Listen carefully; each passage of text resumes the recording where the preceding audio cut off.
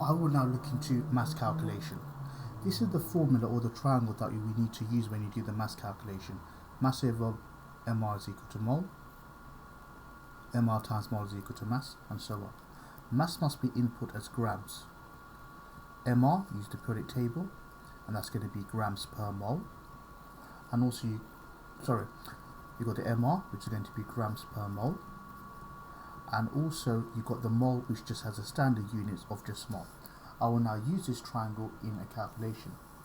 It says calculate the mass of hydrogen made when you have 2 grams of sodium that reacts with water.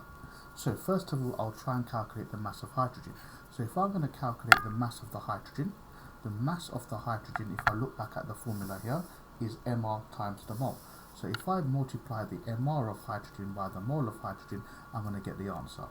mR is 2, mole we don't know yet.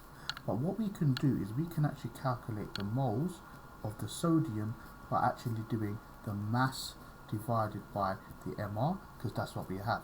So we can do 2 divided by 23.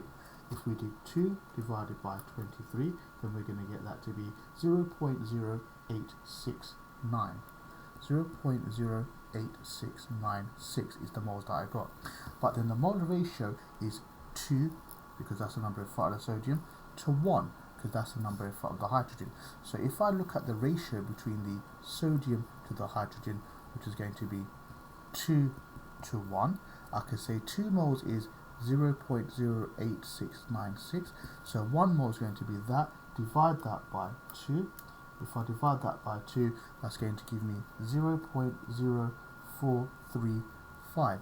Now I have the moles of hydrogen, which I can take and I can literally put it back in here. So finally, all I need to do is multiply that by 2, and the final answer that I get in terms of the mass of the hydrogen is therefore then going to be 2 times 0.0435, which is 0.08696 grams.